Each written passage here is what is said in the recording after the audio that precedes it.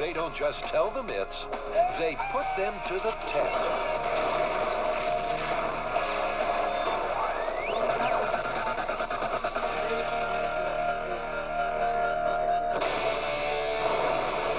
What happens if your ship catches on fire and sinks in the harbor? Can you bring it back from the bottom? And how about if all you have on hand are ping pong balls?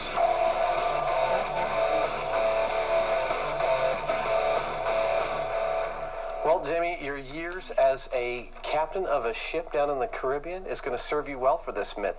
Ping pong ball salvage. Yeah, it actually seems pretty familiar to me because in those days I formed a salvage company and we actually raised a sunken sailboat using garbage bags just by filling one bag up at a time. This is actually pretty similar, except we're going to be using thousands and thousands of ping pong balls to do it. These, to raise a ship. Yeah. Off the bottom of the ocean. That's the myth. Salvage companies use large flotation bags, which are usually filled with air while on the ocean floor. A slightly different technique was used to raise a piece of Titanic's hull in 1998. The big piece weighed in at 20 tons and took 5 giant bags to lift, each filled with 6,000 gallons of lightweight propane. But in the 1940s, Donald Duck and his nephews had the comical idea of using ping pong balls for underwater salvage. Now, the Duck has made its way into the Mythbusters Hall of Fame. You know, one of the first questions that comes to my mind, Jamie, is how much buoyancy does a ping pong ball have? And actually, how much space a whole bunch of ping pong balls occupies? Huh. What he's trying to say is they need to know some numbers before they can even consider this wacky myth. Like precisely how many ping pong balls will lift how much weight in water. I'm going to zero out my digital scale. Then I'm going to fill this top cup with exactly 1 pound of buckshot, and then see how many ping pong balls it takes to negate that 1 pound of buckshot. If it takes too many balls, this myth may have to remain in the realm of fantasy. Jamie's skeptical about Adam's rig. Are we going to get like a 30-foot long tong for the real thing? It takes a fair amount of force to push it down there. The math says 15 balls. So what's the problem? You don't believe the math? Well, we never believe the math on Mythbusters. No. That's great, Adam. I'll see you later. Let me know when you get that all worked out. Luckily, Adam is less fragile than his rig. He resets the experiment and tries again. When the cup containing the ping pong balls floats upwards, he has his answer. That actually confirms my math. I think that was exactly 15 balls to eliminate a pound of weight. Here comes that sinking feeling. That's a lot of balls for a lot of pounds. Experiment number 2 is designed to find out just how many ping pong balls will fit into a confined space. Adam adopts a questionable scientific method. Please, whatever you do, don't try this at home. So, 2, 4. Returning to his senses, he uses the fish tank to find out how efficiently ping pong balls pack together. So I've got just about 300 balls in here.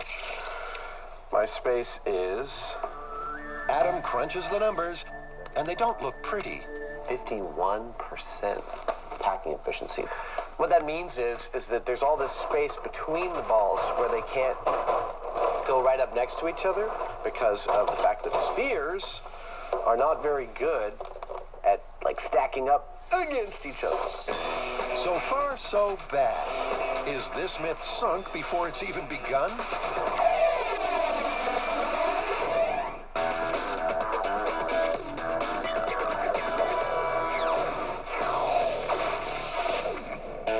It's time for Head Rush, where I ask the scientific questions and you try to figure out the answers. For this experiment, I have money to burn.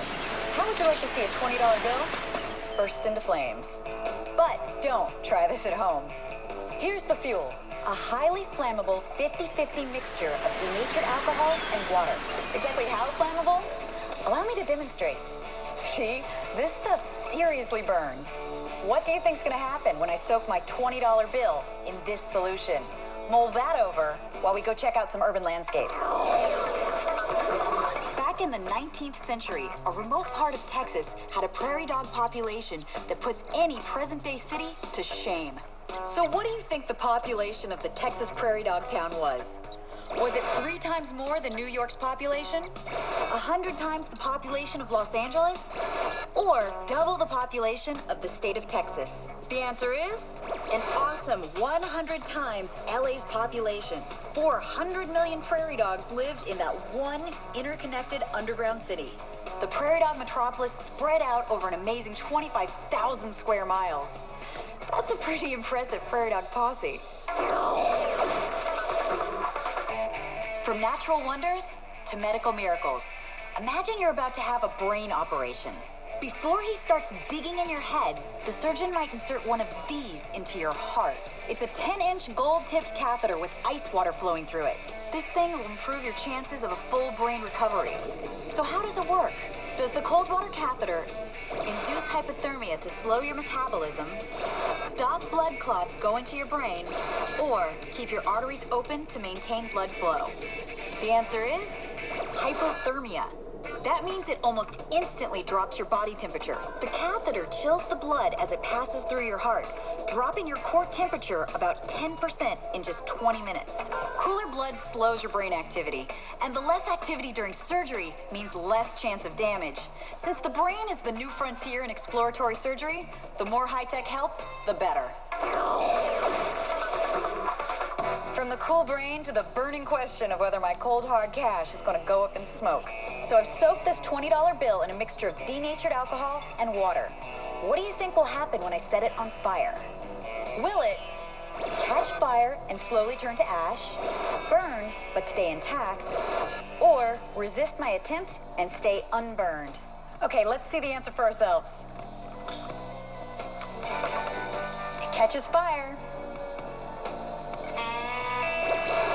And then the fire goes out and the bill stays intact. So how did that work exactly? Well, the bill wasn't burning.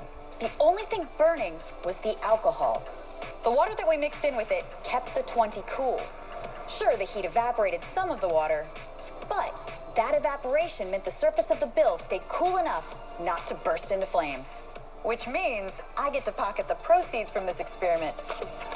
Hey, 20 saved is a 20 earned, right? Adam can pull some neat stunts with ping pong balls, but can he and Jamie really use them to salvage a sunken boat? Now, the essential question for us in testing this myth is, what boat do we raise off the ocean floor? Well, we did do a thing on a previous experiment with a tugboat that we dubbed the Mythanic. The Mythanic, that's perfect. Previously on Mythbusters, the guys set out to scuttle the Mythanic, and with it, the myth that a sinking ship will suck you under. Remember this ship? The Mythanic. Adam rates the episode as his scariest piece of myth-busting so far. The first time this thing started to go under, it went bow first, and the back end was really lurching, something fierce, and I just didn't want to get caught under any part of it. Surprised by the sea's rapid inflow, Adam bails out early and misses his chance. The second time it was a lot more gentle, and it started rolling kind of like this, and I sort of sat on the windows of the wheelhouse here and went right under. Mythanic went under. Adam floated. The myth was safely busted. Now, the guys plan to sink Mythanic again to see if they can bring her back to the surface using only ping pong balls.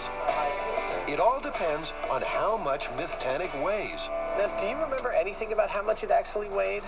I don't have a clue, you know. We'll have to get a crane out here because I think they typically come with scales on them, and we can find out pretty quick. They know that 15 ping pong balls offset 1 pound of weight underwater. Mythanic won't be sunk until the guys figure out how many balls they'll need to get her back. Minus the rigging, which is 3,300 pounds roughly, I came up with just under 28,000 pounds. Jamie, the Mythanic tops out at just under 28,000 pounds, about 14 tons, which by my calculations would take about just under 400,000 ping pong balls to lift it out of the water. It's an implausible amount, so Mythanic is abandoned and it's back to the drawing board.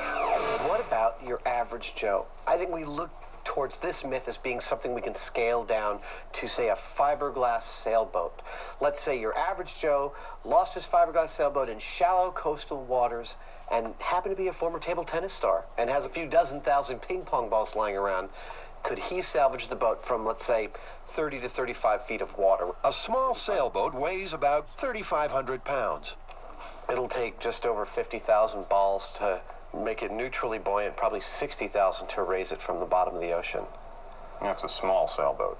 That's a small sailboat, like a 25-footer or something like that. And that's still about $25,000 worth of ping pong balls, right? Yeah, 50 cents a piece. But it's a lot more approachable than 600,000 of them. The guys don't want to burn the budget, but the next big question is, can ping pong balls take the heat at 35 feet? Would they hold up under the pressure? Maybe we should test it first. We wouldn't want to set up this whole rig and find out that, you know, they only go down 10 feet. That would be bad. From the world's most famous cities, the greatest athletes on earth are set to sparkle. On your mark.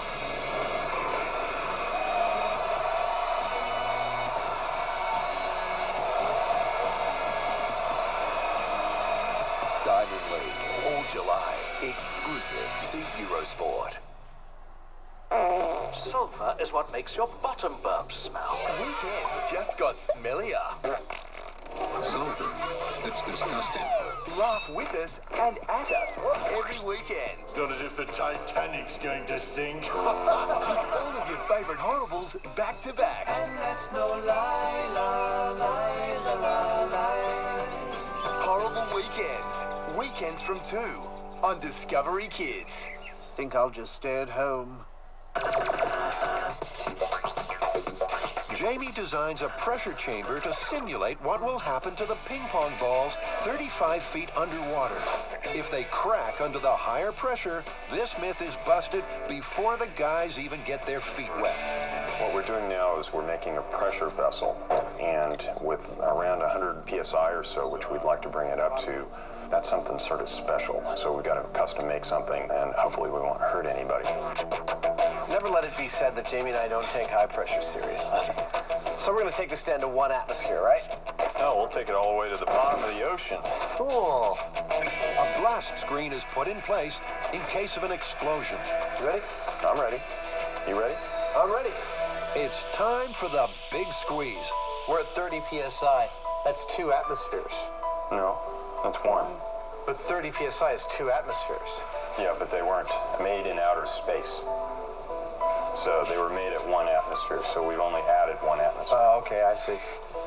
So let's go to 45. Okay. 45 pounds per square inch means adding 2 atmospheres of pressure. That's what the balls would face over 60 feet underwater. I'm just going to keep on going. Okay. If you hear a big boom, just dive. Adam sends the ping pong balls deeper and deeper until... Whoa! I heard that. What What was that? That was at about... That was about... 60. Well, so they didn't burst until 60 psi. That's 4 atmospheres. That's equivalent to 90 feet under the water. The distance we're thinking of, about 30 feet, doesn't seem like these ping pong balls will crush it all down there. Now that they know pressure won't be a problem, the guys ship in 60,000 ping pong balls. But there's one remaining hurdle. How on earth do they get so many balls down to a sunken boat? We've thought about the mechanical means, huge chains to pull the balls down. Like tens or hundreds of thousands of ping pong balls. But we've also thought of these huge bellows pumps. We don't want to take them down a bag at a time with scuba. Valve opens, ping pong balls come in, valve closes, ping pong balls shove out. I mean, the amount of custom, building we've been pondering here is huge. The guys are stuck at the drawing board. As ideas run dry, Adam starts to crack up. Wow. Hey, would you like to hold these? No. Concerned for Adam's mental well-being, Jamie makes a practical suggestion. One of the first things that I think we should do is actually try in a scale experiment, seeing whether a flow of water downward will carry these with them, because we might just get away with having a tube going down into the boat. Gravity takes the water down, and maybe, just maybe, it'll pull some of these ping pong balls with it. And then we could just sit there and dump them in without having to enclose and pressurize the system. It's the simplest of builds. Adam suspects it may be too simple. Take a funnel and a tube and just add water, gravity, and ping pong balls. They're coming out. So far, so good. So far, so good. Simple but brilliant. A dispensing rig to dispatch ping pong balls down to Davy Jones' locker. That is going to save us so much work if this actually works in the large scale.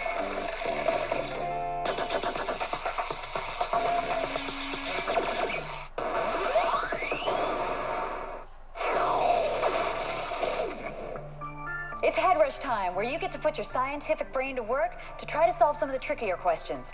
Like, can you make stickier tape? Then this?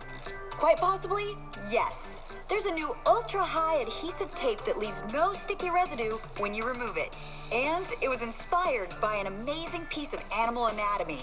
Is it an insect-trapping frog's tongue, a wall-scaling gecko's toes, or a ground-hugging snake's belly?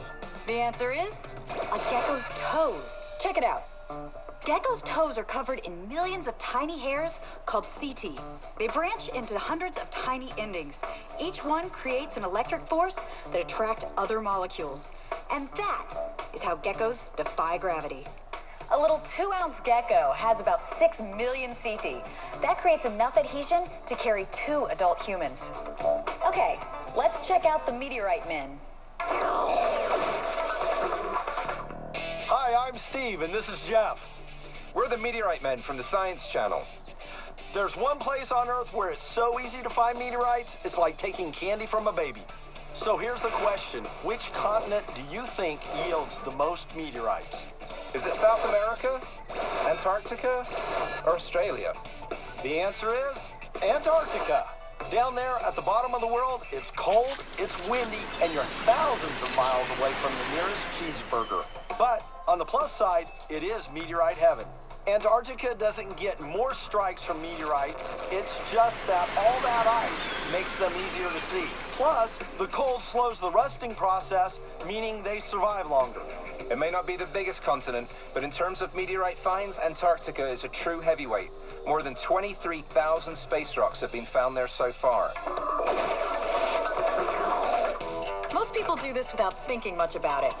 You stick a glass of water in the microwave to heat it up for tea or whatever. But what if I preheat a glass bottle with a blowtorch and then blast it on maximum microwave for about 10 minutes? Don't try this at home.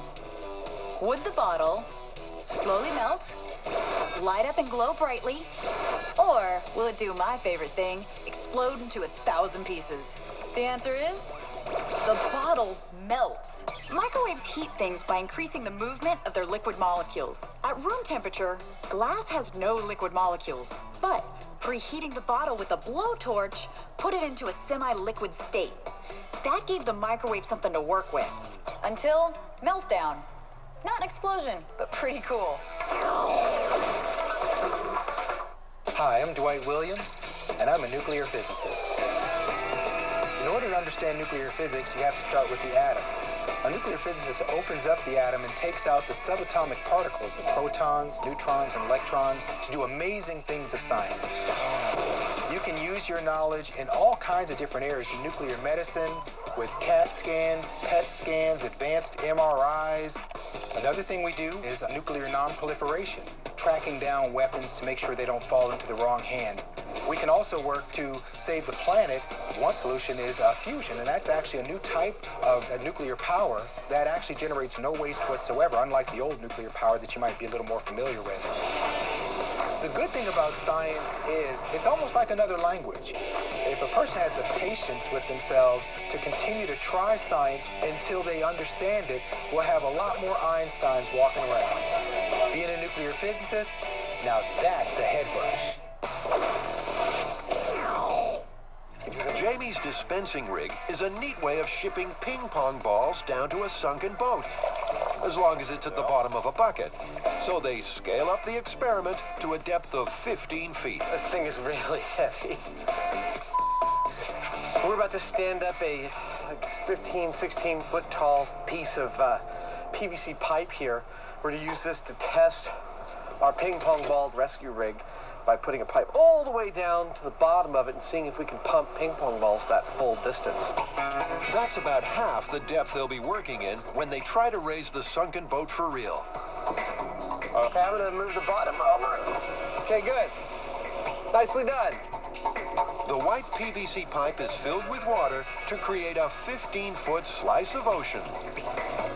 Adam inserts a funnel into the hose, fires up a water pump, and pours in the ping pong balls, which travel to the ocean bottom before dutifully bobbing to the surface. That's what I like to see. I'd say that's a working thing, right? Yeah, that works. Okay, got it.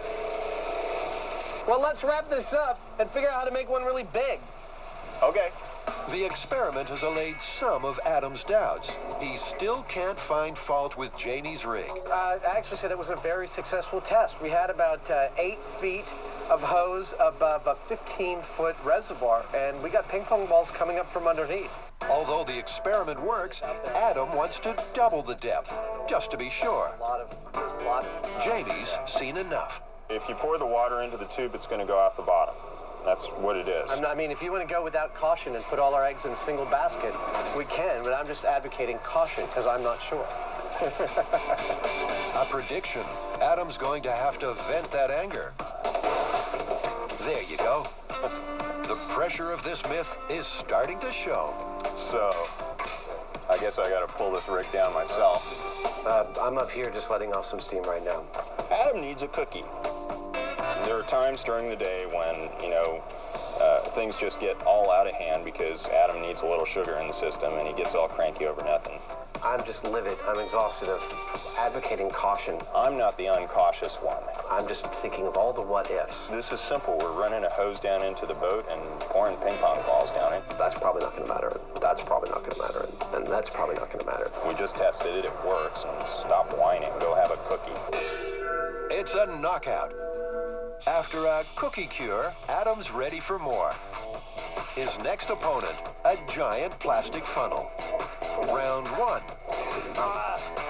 Round 2. Round 3.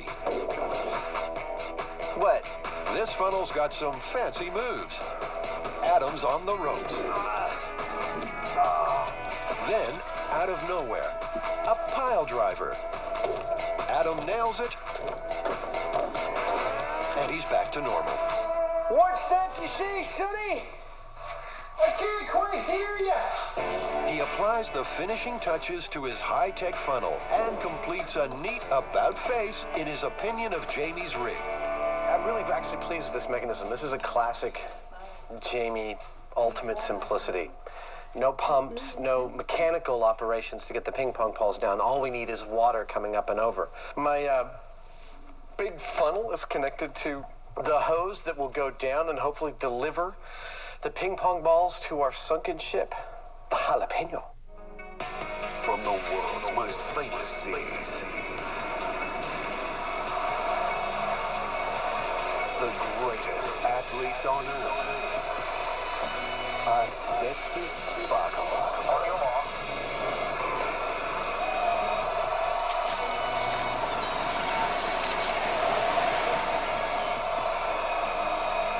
Diamond League, all July, exclusive to Eurosport.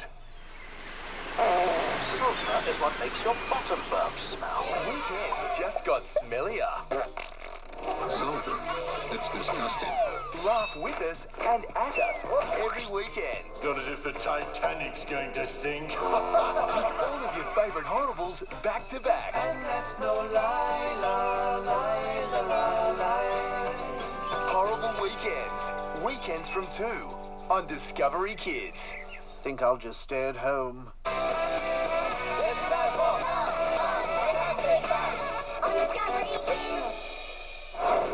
Hi, I'm Toby, and today's fast, fun, fantastic fact is all about geese. Check this out.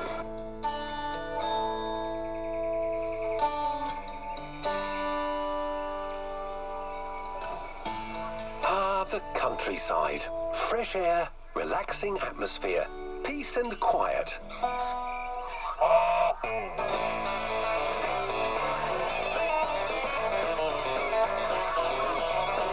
Well, maybe not. This is a flock of geese.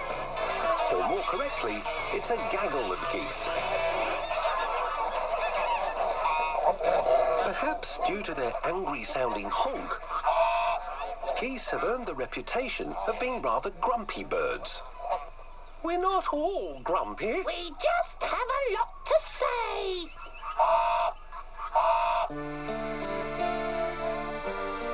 Unlike most members of the animal kingdom, geese mate for life.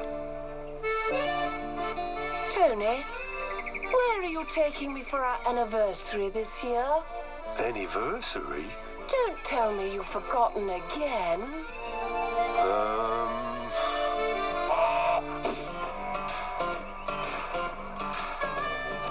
They are hardy creatures and can live for up to 30 years. A male goose is called a gander, while a female is just a goose. It was meant to be a boys' night, but Doug always brings his goose along. You don't mind, do you?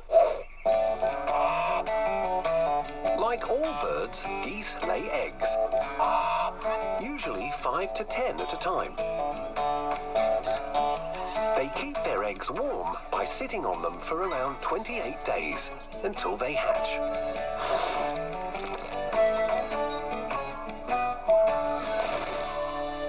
Oh, come on, kids.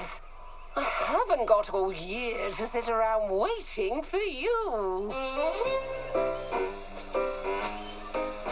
Another way mother geese keep their eggs warm is by lining their nests with their own feathers. Goose feathers are soft and warm and are used all over the world in pillows and bedding. Are you warm enough in there, darling? Few more feathers, perhaps? Anything to make you hatch sooner.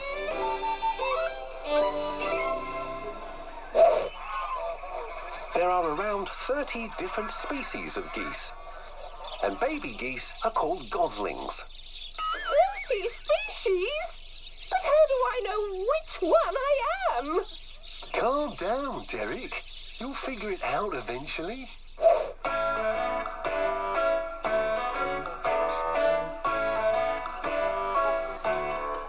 Like ducks, geese have webbed feet, which help them swim. Goslings can swim as soon as they are born, and by the age of 2 to 3 months, they have also learnt to fly. Steady on! Now in for a smooth landing! Now paddle! Well done, kids! One more time around! Geese are known to have very strong wings, as some species migrate thousands of kilometers when the seasons change.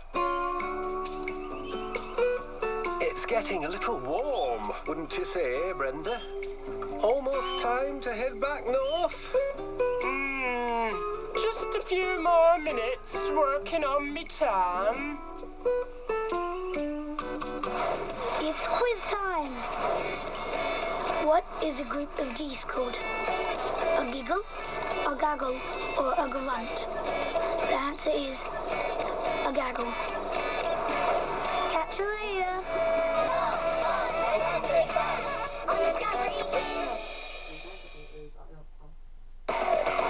The Mythbusters are at Monterey Bay Marina to select a sailboat to sink and then salvage using ping pong balls. Thanks to the generosity of the harbor master, they find themselves the proud owners of the jalapeno. Scott, what's been happening on this boat? Well, this boat has been neglected for several years, and it was invaded by sea lions last year during the kind of a 10-year cycle that we have with sea lion infestation here in the harbor. Over 1,000 sea lions decided to take their summer vacation at Monterey Bay, causing havoc at the marina. The invasion sank several boats, but one proved unsinkable, the jalapeno. This one had at least 30 or 40 different animals. So somebody or something has already tried to sink this boat, is what you're telling me. Tried, and they but failed. Oh, wow. Well, it sounds perfect. Scott, this is the perfect boat for us. I think we'll take it. Okay. Thank you. All right. Congratulations. Thanks. Good luck. Man. I think it's perfect. Oh, we just have to figure out where to drill the right holes. The jalapeno makes the perfect boat for the ping pong salvage myth. Number one, it's dirt cheap. Number two, it's fiberglass and has actually a whole bunch of compartments which we can fill each with ping pong balls and then seal off and move on to the next. That's more ideal than we could have hoped for. A little rotten wood here and there, and a lot of chipped and peeling paint. Otherwise, I think it'll serve our purpose nicely. We have to clean it really well before we sink it in a protected wildlife sanctuary at Monterey Bay. Shall we start to try and clean?